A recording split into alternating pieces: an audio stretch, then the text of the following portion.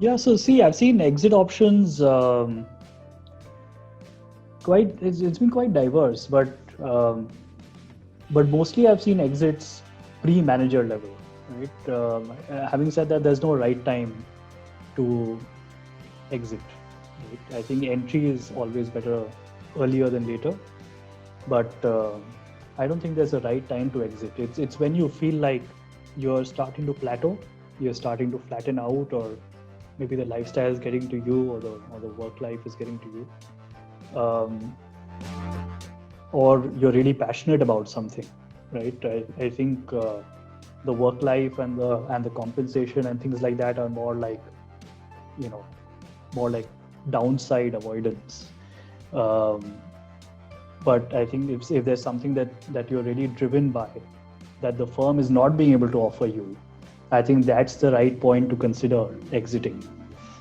Right. So, but having said that, the kind of observations I've seen from across the consulting firms that I've worked in have been a mix of higher studies and other firms, right? So at least for the more junior folks, higher studies is the natural course of progression. So you see a lot of people moving into master's degrees, the more traditional MBAs, and also more specialized masters, especially in the case of social impact. It could be masters in public policy, or it could be masters in development economics, and things like that, which are more social impact related.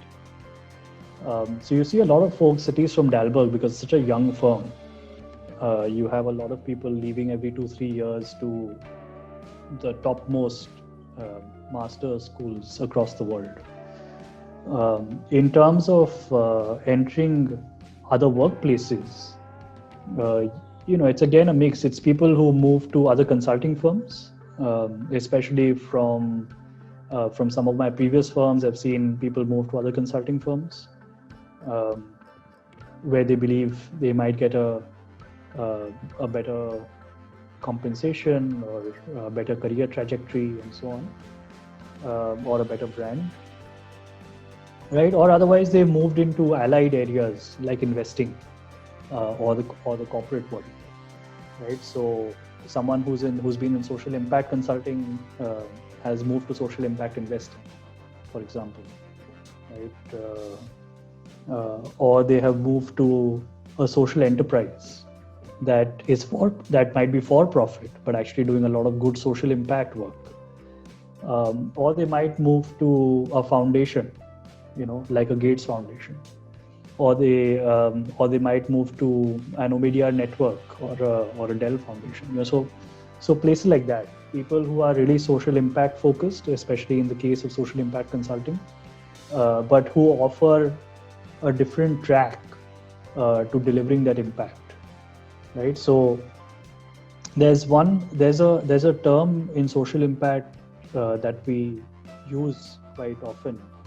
It's called the theory of change, right? So theory of change is basically the impact or the vision, and then the set of activities that you need to do to get to that impact, right? And there are lots of intermediary steps that need to happen till that impact is realized, right? So similarly, in your own personal journeys, as you think about career trajectories and progressions and switches and entry points and so on, you could almost think of it as making your own theory of change, right? To say that, okay, if this is the impact I want to achieve in the world, I want to improve education in India, or I want to do XYZ, I want to solve the climate change issue. If that's your big audacious goal, there are several ways to get there, right? There's a consulting path, there's an investing path, there's an operational path, there's a policy making route. So several routes lead up to that particular objective. In fact, it's a combination of those routes that actually get you to that objective, right? So then you should then figure out, which is that route, given your skill sets, your interests, and so on and so forth, that will get you in the most desirable way to that particular goal that you're aspiring for. And then the movement between those routes. Right. So let's say you started down the consulting path and then you want to consider moving to the policy making route or the investing route or the operational route is then dependent on, your change of heart in terms of interests or the certain skills that you've already built over time or a certain lifestyle you're looking for. And then on that basis, you can decide how you want to move, right? Keeping that eventual goal in mind.